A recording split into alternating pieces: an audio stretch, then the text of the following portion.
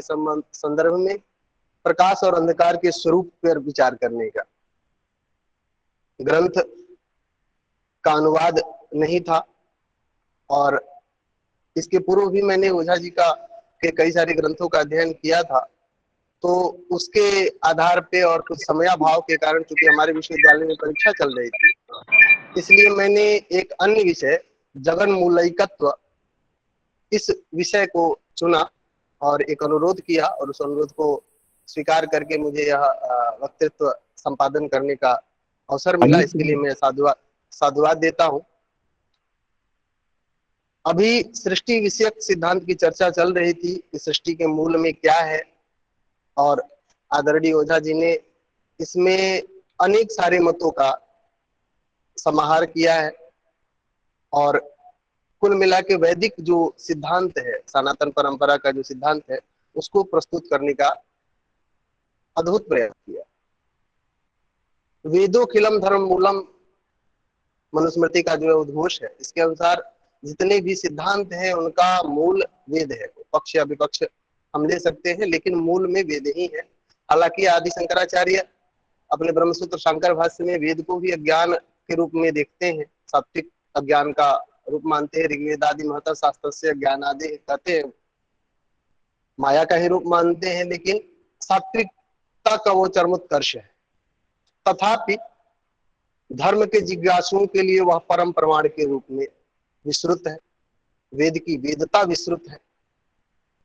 और उसी वेद का जो ऋग्वेद है, उसके नासदीय सूक्त से सृष्टि का जो आरंभात्मक स्थिति है उसका वर्णन किया गया है।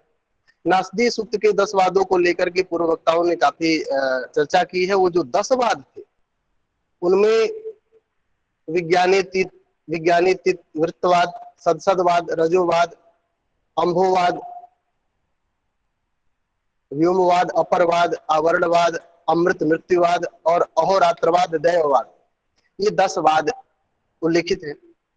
इन 10 वादों के कारण ही एक जो अन्य वाद था, संशयवाद, उसकी उत्पत्ति हुई। क्योंकि जब 10 वाद हो जाते हैं तो संशय होना स्वाभाविक होता है। 10 व्यक्ति हो जाए, उनमें मूल कौन है और पश्चात कौन है, इसलिए संशय उत्पत्ति होती है। और इस संशय का निराकरण करने के लिए जो 11वां वाद है, उसको संशयवाद न कह करके ओझा जी ने संशय तदुच्छेदवाद नाम दिया। इसके पश्चात ओझा जी का जो सिद्धांत रूप है, अभी हम अहोरात्रवाद जो ग्रंथ है पूर्व पक्षी के रूप में हम उस पर विचार कर रहे हैं, लेकिन जो उनका सिद्धांत रूप है 12वां सिद्धांतवाद जो है, वह ब्रह्म सिद्धांतवाद की स्थापना उनके द्वारा की गई है। पंडित मधुसूदन ओझा जी के संस्कृत भाषा में प्रायः 288 ग्रंथ हैं। इस विशाल वैदिक वाङ्मय को उन्होंने कई भागों में विभक्त किया है, और एक विभाग है ब्रह्म विज्ञान विभाग, जिसके अंतर्गत 7 महाग्रंथ है। बहुत विशाल ग्रंथों की रचना की है। एक प्रकार से वैदिक विश्वकोश है इनके द्वारा प्रणीत। 7 महाग्रंथों के अंतर्गत 40 अन्य ग्रंथ हैं। इन 7 महाग्रंथों में से एक उक्त वैयाधिकम ग्रंथ है, जिसके अंतर्गत जो पूर्वोक्त 10 वाद है उनका अलग अलग विवेचन करते हुए उन्होंने प्रत्येक वाद पर एक एक स्वतंत्र ग्रंथ का प्रणयन किया है। इसके साथ ही ऐसा नहीं है कि उन्होंने केवल विस्तार में ही वर्णन किया है, उसका सूक्ष्म वर्णन भी किया है। और 10 वाद रहस्य नामक एक स्वतंत्र ग्रंथ में उन्होंने 10 वादों के सार रूप का भी अवबोध कराया है। आज जो हमारे समक्ष प्रस्तुत है अहोरात्रवाद, यह पूज्य ओझा जी द्वारा विरचित 9वां वाद के रूप में प्रस्तुत है। इस ग्रंथ का जो प्रकाशन है, लखनऊ विश्वविद्यालय के जो तत्कालीन संस्कृताध्यापक श्री आद्यादत्त ठाकुर ने केसरी दास सेठ के प्रबंध द्वारा लखनऊ नगर में विद्यमान नवल किशोर प्रेस नामक मुद्रणालय से मुद्रित करके इसके प्रथम आवृत्ति का प्रकाशन सन 1926 ईस्वी में किया गया। इसमें उपसंहार सहित कुल 12 अधिकार का वर्णन है, जिसका वर्णन आदरणीय हमारे जो अग्रज थे कुलदीप सर ने किया था, जिनका नाम है प्रतिज्ञाधिकार, ज्ञानाधिकार, शुक्ल कृष्णाधिकार, प्रकाश अंधकाराधिकार, भाव भावाधिकार, सर्ग प्रलयाधिकार, द्यावा पृथिव्य अधिकार, ऋत सत्याधिकार, सप्ताहाधिकार, यज्ञाधिकार, चतुर्होत्राधिकार और उपसंहार, इस प्रतिज्ञाधिकार में कुल 10 अधिकार का ही नाम उल्लेख प्रारंभ में किया गया है, लेकिन अंतिम जो श्लोक है, जिस श्लोक का उन्होंने वर्णन किया, उसमें 12 अधिकारों का वर्णन। कुल 720 श्लोक है इस ग्रंथ में। अहोरात्रवाद नामकरण के विषय में पूर्व वक्ताओं ने बहुत विस्तृत चर्चा की। सामान्यतः अहोरात्र दो शब्दों से मिलकर बना है। अहोरात्र, अह का अर्थ दिन और रात्र का अर्थ रात्रि है। एक सूर्योदय से एक दूसरे सूर्यास्त के बीच का समय सामान्यतः माना जाता है। हालांकि आदरणीय विश्वेश्वर ने ब्रह्मा के दिन की चर्चा की, लेकिन सामान्यतः जन सामान्य के लिए भी अहोरात्र का शब्द का प्रयोग किया जाता है और पंडित मधुसूदन ओझा जी ने उसका भी वर्णन किया है। हालांकि मूलार्थ उनका ब्रह्मा के दिन से ही है, लेकिन ज्योतिष शास्त्र का जो काल विधान शास्त्र है, जब तक उसके साथ इसका अध्ययन एक प्रकार से नहीं किया जाएगा, तब तक अहोरात्रवाद का जो सार तत्व है वह मुझे लगता है कि वह निकल के नहीं आएगा, क्योंकि जो अह और रात्र है वो दोनों ही काल से संबंधित शब्द है। और भारतीय परंपरा में जो काल विधान शास्त्र है वो ज्योतिष शास्त्र को ही कहा गया है। और इसमें जो मुझे लग रहा है कि अर्धार्ध को लेकर के यह विमर्श संयोजित किया गया है, जो अहोरात्रवाद का आधा भाग है उसी को लेकर के, क्योंकि जो पूर्ण भाग है उसको लेकर के संभवतः आगामी चर्चाएं या विमर्श किया जाएगा। और उसमें मुझे लगता है कि ज्योतिष शास्त्र से संबंधित जो सिद्धांत हैं, जो बाद के काल क्रम को लेकर के वर्णन किया है आदरणीय पूज्य ओझा जी ने, उसको जब हम दिग्दर्शन करेंगे, तब जाकर के इस पूर्व पक्ष अहोरात्र शब्द का मूलार्थ हमारे समक्ष में उपस्थित होगा।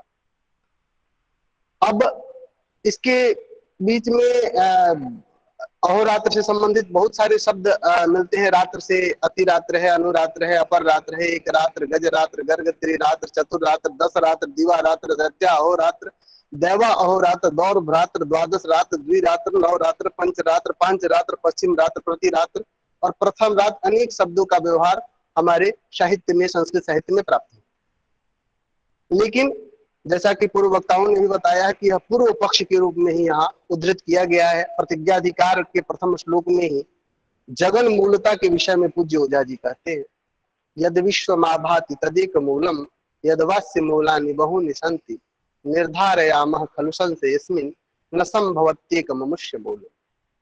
यह जो विश्व आभासित हो रहा है उसका एक ही मूल कारण है, अथवा इसके अनेक कारण है। मूलानि बहुनि सन्ति अथवा एकम। अब यही जब संशयात्मक स्थिति उत्पन्न होती है तो यह निर्धारण करना कठिन हो जाता है कि एक है या अनेक है। लेकिन आदरणीय ओझा जी प्रथम श्लोक में ही कहते हैं, पूर्व पक्ष को उद्धृत करते हुए, न संभवत्येक मनुष्य मूलम, इसका एक मूल कारण नहीं हो सकता। हालांकि हमें यह ध्यान रखना चाहिए कि यह पूर्व पक्ष है। पूज्य ओझा जी ने आह और रात्र शब्द को स्पष्ट करते हुए आगामी श्लोक में लिखा है, ज्ञानम ही विद्या तदह प्रकाशो, ज्ञानम तो विद्या स्थितमस्य रात्रि, यज्ञायते विश्वमिदं ही कार्ये, निसर्गतो ज्ञानमिदं तो सिद्धम्। ज्ञान, विद्या, प्रकाश और अह, ये एक समानार्थक शब्द है।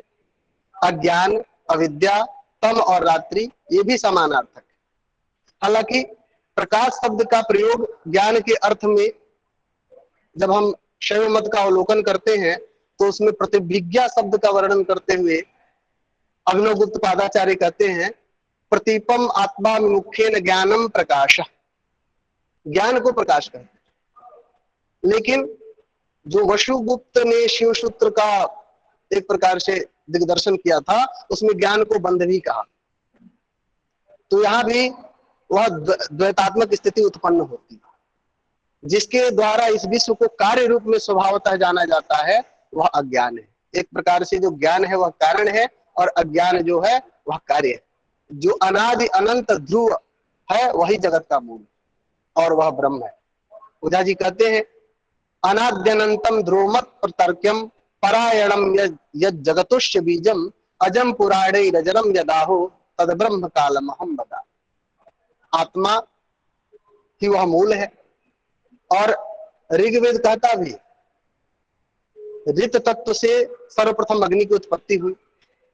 उस अजन्मा ईश के गर्भ से यह संपूर्ण ब्रह्मांड उस ईश के गर्भ में यह निहित है। हिरण्य गर्भ समोर तथाग्रे, जैसा कि पूर्ववक्ता आदरणीय विश्वेश्वर ने बताया। सृष्टि के प्रारंभ काल में व्यक्त से व्यक्त उत्पन्न हुआ।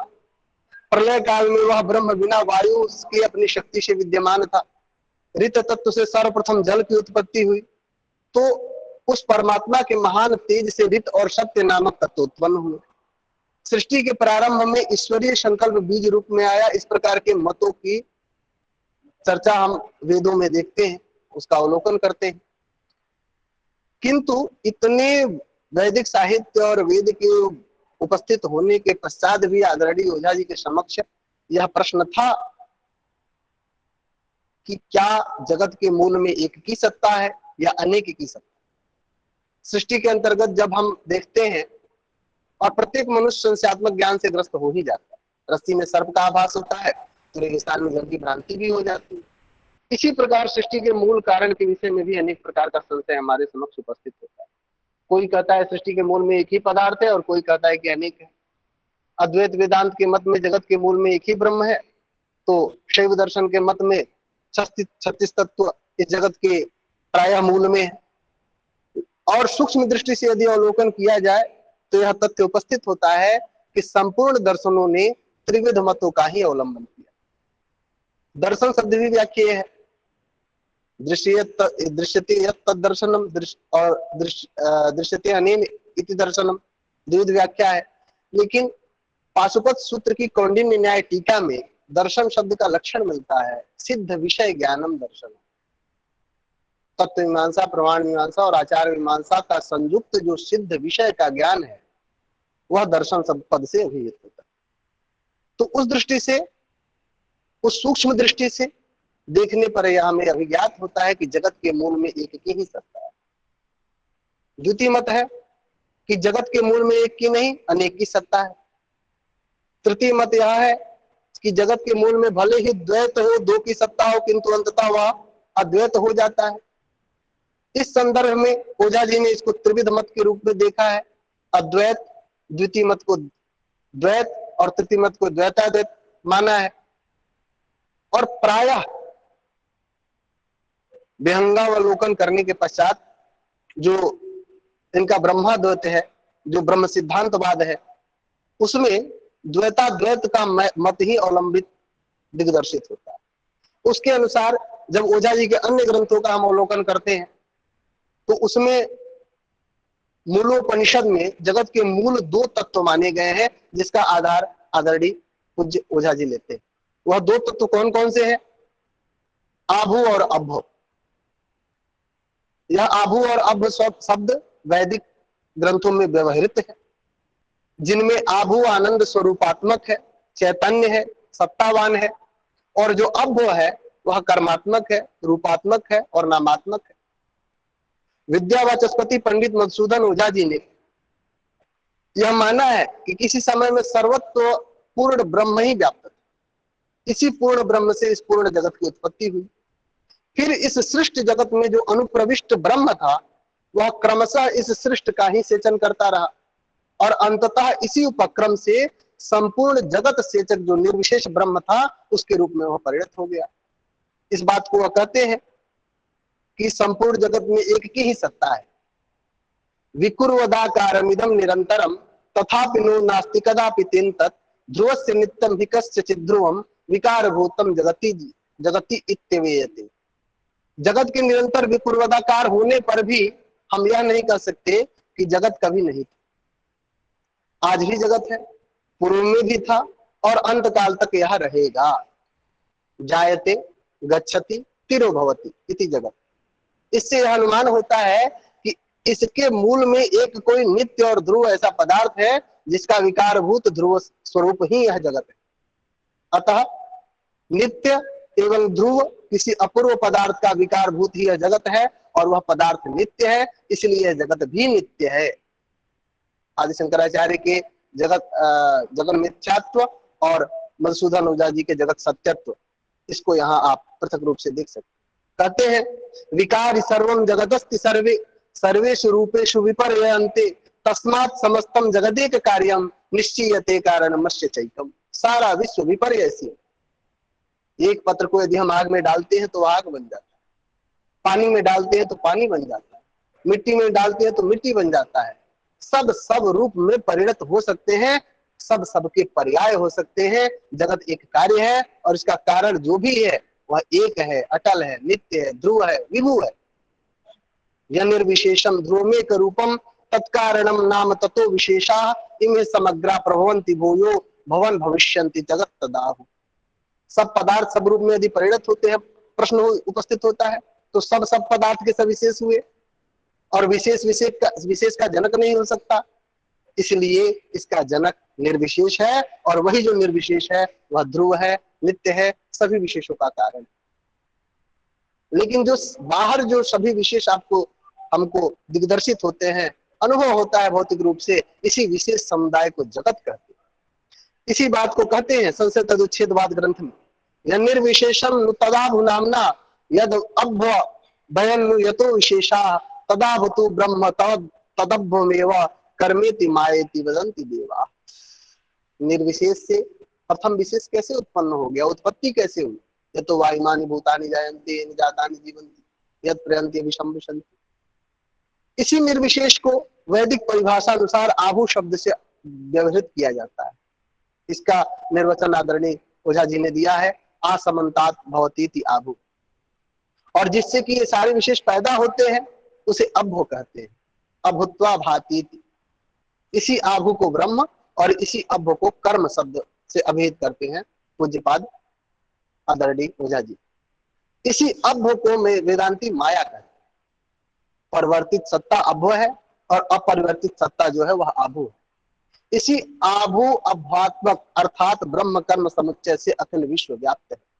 पदार्थ दो है किंतु दोनों की सत्ता एक ही है, अतः निसंदेह जगत का मूल एक ही है जो कि ब्रह्म है। विद्यावाचस्पति जी ने ब्रह्म सिद्धांत में ब्रह्म कर्मणो संबंधाधिकार में ब्रह्म और कर्म के संबंध की परिचर्चा की है, जिसका वर्णन आदरणीय मुख्य वक्ता चित्तनारायण पाठक जी कर रहे थे कि संबंध क्या है। जिस विभूति संबंध की बात करते हैं इसके विषय में आदरणीय पंडित मधुसूदन ओझा जी कहते हैं कि संबंध कभी भी दो के मध्य ही होता है, और यदि जगत के मूल में एक की सत्ता है तो पुरुष फिर उस मूल परब्रह्म और उसकी क्रिया अर्थात आभू और अभ्व में क्या संबंध है।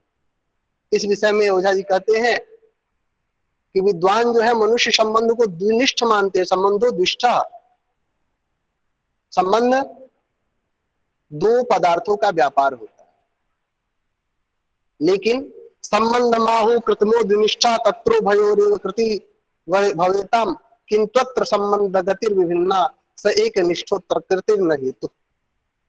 अर्थात कर्म ब्रह्म के साथ आसक्त रहता हुआ अपना स्वरूप संपादित करता है, कर्म सदा ब्रह्म के साथ आसक्त ही रहता है, किंतु ब्रह्म निरंजन है और कर्म के आसक्त रहने पर भी इसका परस्पर बंध भाव नहीं हो पाता। अर्थात एकस्तु संबंधम अपेक्षते परो नापेक्षते तेन सह एकतः कृता। ब्रह्म और कर्म में जो कर्म है वह तो संबंध की अपेक्षा रखता है, किंतु जो ब्रह्म है वह संबंध की अपेक्षा नहीं रखता। एकस्तु संबंधम अपेक्षते परो नापेक्षते तेन सह एकतः। मिट्टी की सत्ता और घट की सत्ता दोनों में सत्ता एक ही है।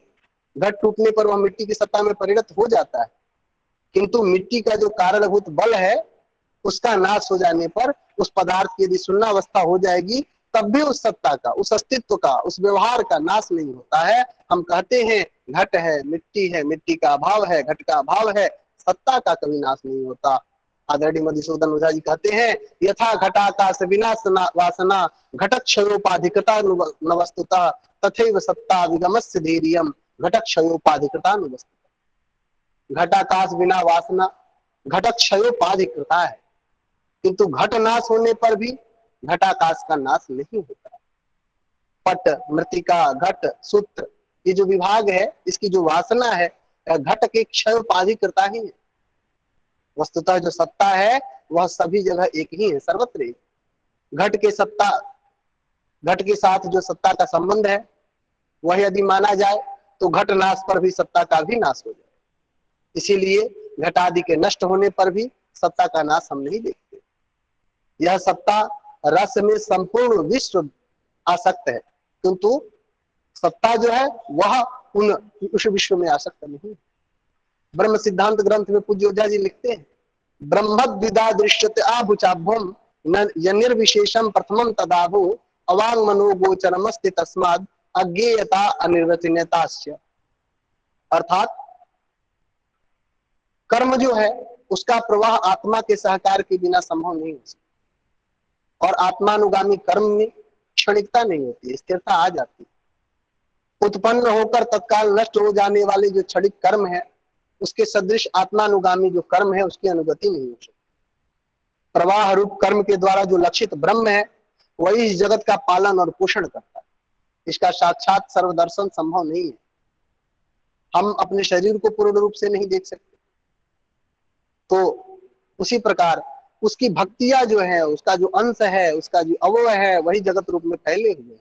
उन अंशों को ब्रह्म का प्रतीक मानकर हम उपासना करते हैं, और उपासना करने पर उनकी कृपा से ही वास्तविक ज्ञान संभव है। जैसे गंगा का प्रवाह है, उसके द्वारा उसके सदृश ब्रह्म में जगत प्रवाह के रूप में यदि हम मन को संयत करें तो ब्रह्म के समुचित ज्ञान के अनुरूप चित्र माना जा सकता है। गंगा का अनंत प्रवाह है, और गंगा का अनंत प्रवाह के सदृश जो कर्म भी है, कर्म का भी ब्रह्म में अनंत प्रवाह रूप यह जगत जो है वह चल रहा है, गतिमान है। अंश रूप प्रतीक भाव से और सादृश्य रूप प्रतिरूप चित्र भाव से, दृष्टांत से यदि मूल तत्व के नाम, रूप तथा कर्म का औपचारिक आरोप करके उस तत्व में मन का समर्पण किया जाता है तो उसे उपासना कहते हैं। और वह उपासना 3 उपचारों में समान मानी जाती है। एक अंश में संपूर्ण बुद्धि, नाम रूप कर्म बुद्धि, चित्त रूप में चित्रित पदार्थ की बुद्धि उपचार रूप होती है। इसका वर्णन वो ब्रह्म सिद्धांत नामक ग्रंथ में करते हैं। और जो आरोप भाव की उपासना में रहता है, उस समारोपित भक्तिवश उन दोनों के नाम रूप तथा मूल तत्वानुगता बुद्धि सब एक रूप हो जाते हैं। जब हम दर्पण में अपने आप को देखते हैं तो ऐसी अनुभूति होती है कि मैं हूं, और यह बुद्धि भी आरोपित मानी जाती है कि प्रतिबिंब भाग को देखकर के वह आभास कर लेता है कि मैं हूं। संपूर्ण भाव से अहम का दर्शन तो दर्पण में होता नहीं है, केवल स्थूल अंश मात्र को ही देखा जाता है। इसलिए जगत के मूल में एक की सत्ता है, और इसको वो शब्द तत्व से भी व्यवहारित करने का प्रयास करते हैं। वैयाकरणों का जो सिद्धांत है उसको उसके साथ ब्रह्म सिद्धांत में चर्चा करते हैं आदरणीय ओझा जी कि ब्रह्म तत्व के सदृश ही शब्द तत्व है, दोनों की विशेषताएं समान है। और जो व्यक्ति बिना राग के इस शब्द तत्व के गूढ़ भाव में प्रवीणता से प्रवेश कर जाता है, वह उस शब्दमय दृष्टि से ब्रह्म में प्रवेश पा जाता है। जैसे स्वर में अक्षर है और उन अक्षरों में वर्ण है, वैसे ही पुरुष संस्था में पर नाम के अव्यय पुरुष में अक्षर प्रतिष्ठित है, पुरुषेत इति पुरुष, और अक्षर में क्षर की प्रतिष्ठा है। जो उदात्त स्वर है वह ज्योति स्वरूप है, जो स्वरित स्वर है वह धृति स्वरूप है, और जो अनुदात्त स्वर है वह प्रतिष्ठा स्वरूप है। और इनमें जो निहित नाम है वह अनुदात्त स्वर है, और इन्हीं वर्णों को धारण करना ही अक्षर स्वर का विकास है। अनेक वर्णों को धारण करते हुए भी स्वर लघु ही गिने जाते हैं, वह गुरुता को प्राप्त नहीं कर सकते। एक वर्ण को धारण करता हुआ वह गुरुता को प्राप्त करता है, अर्थात अ आ इत्यादि हो जाता है। संयुक्त अक्षर आगे रहने पर पूर्व के अक्षरों की गुरुता मानी जाती है। इसी प्रकार वह जब किसी वर्ण को धारण नहीं करता तो उसे अक्रिय कहा जाता है। जैसे अ है, ई है, इसमें विधारणा क्रिया नहीं रहती, अक्रिय होने के कारण ही वह लघु माना जाता है। यदि पीछे पृष्ठभाग में अवस्थित वर्णों को वह धारण करता है किंतु आगे के वर्णों को यदि वह धारण नहीं करता है तो उसे उपसर्जन क्रिया वाला माना जाता है। लेकिन उसमें विधारणा क्रिया रहती है किंतु वह उनका उपसर्जन है, गौण भाव। इस कारण से वह स्वरूप भी लघु ही गिना जाता है।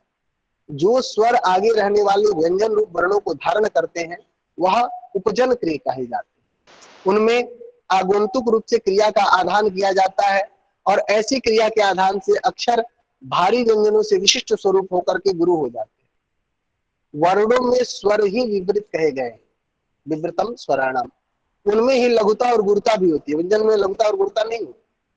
व्यंजनों की धारकता के कारण लघुता तथा गुरुता की व्यवस्था की गई है। इस तरह यह लघुत्व और गुरुत्व आदि अक्षर में ही रहते हैं। व्यंजनों में स्वर की स्थिति होने से मुख्य शुद्ध स्वर अक्षर में ही प्रकाशित होता है। अतः जैसे प्रज्ञा में विवृत भाव प्रकाशता रूप होता है, वैसे ही आकाश रूपता से स्वर विवृत होते हैं और स्वर की सहायता के बिना व्यंजन का स्वतंत्र उच्चारण संभव नहीं। इसीलिए जब हम माया के बिना ब्रह्म की बात करते हैं, ब्रह्म के बिना माया की बात करते हैं, तो जब हमें स्पष्टता की बात करनी है, भौतिकता की बात करनी है, तो हमें माया की उस आभो और अभो की बात करनी पड़ेगी। एक दूसरे के दोनों पूरक हैं, लेकिन मूल में एक की ही सत्ता है। अतः प्रकाशता स्वर की ही मानी जाती है, ब्रह्म की ही मानी जाती है। स्पृष्ट वर्णों से पंचभूतों की समानता है, विवृत से प्रज्ञा की समानता है, अंतस्थ से ही प्राणों की समानता अनुलक्षित होती है। तो यह व्याकरण शास्त्र के नियमों के अनुसार आदरणीय ओझा जी ने अपने सिद्धांत का वर्णन किया। एक जो अंत में मुझे कहना है, जगत सत्यत्व को जब मानते हैं ओझा जी और ब्रह्म सत्य को मानते हैं, इन दोनों सत्यत्व में अंतर क्या है? एक तो त्रिकालाबाधित सत्य है, यद अव्यभिचरति तत् सत्यम, जिसमें व्यभिचार नहीं होता है। लेकिन जब हम जगत सत्य की बात करते हैं, शैव दर्शन कहता है जीव सत्यम जगत सत्यम शिव सत्यम स्वभावतः तयोर अभेद सत्यम वा कृमि भ्रमरयोरि, सब कुछ सत्य है, कुछ भी मिथ्या नहीं है। तो यहाँ पे सत्य की व्याख्या कैसे करेंगे? इसी बात को कहते हैं यावत् लक्ष्य काल अनुवस्थिते तत्ते सति यद व्यावर्तकम तदेव जगत सत्यत्वम। जब तक यह सत्ता हमारे समक्ष है, सत्ता का नाश नहीं हो रहा है, सत्ता के रूप में परिवर्तन हो रहा है, परिणाम हो रहा है, और इसी को वो अविकृत परिणामवाद शब्द से अभिहित करते हैं। अहोरात्रवाद में भी वाद शब्द है, तत्व बुभुत्सु कथा को वाद कहा गया है। तत्व को जानने की जो जिज्ञासा है वह एक प्रकार से वाद है। न्याय दर्शन के षोडश पदार्थों में वाद शब्द का उल्लेख है। तो जब भी हम जगत के मूलार्थ को जानने का प्रयास करते हैं, तो वैदिक सिद्धांतों के आधार पे, वैदिक वैज्ञानिकता के आधार पे उसकी व्याख्या करना अत्यंत आवश्यक हो जाता है। वैदिक विज्ञान आदरणीय चतुर्वेदी जी द्वारा ग्रंथ जो प्रणीत है, उसमें भी मधुसूदन ओझा जी के सिद्धांतों का वर्णन किया गया है। कुल मिला के जो निष्कर्ष रूप में ओझा जी का सार तत्व है वह यह है कि यह संपूर्ण जगत पूर्ण से उद्भूत है, पूर्ण में ही अवस्थित है और पूर्ण में ही इस जगत का परिग्रहण होता है, तथापि उसकी पूर्णता अबाधित रहती है, उसकी पूर्णता में कहीं कोई कमी नहीं आती। जब हम कहते हैं सर्वम खलु इदं ब्रह्म सर्वो वै रुद्र, और फिर यदि हम कहें कि ब्रह्म सत्यम जगन मिथ्या, तो यहाँ पे समस्या होती है। जब सर्व की बात करते हैं तो वह पूर्ण है, पूर्णम पुरा सर्गगतम च पूर्णम पूर्णात् पुनः पूर्णमुदच्यते तत् पूर्णस्य पूर्णम परिगृह्यते च अन्ते वशिष्येत तदेव पूर्णम। धन्यवादः इति ओम।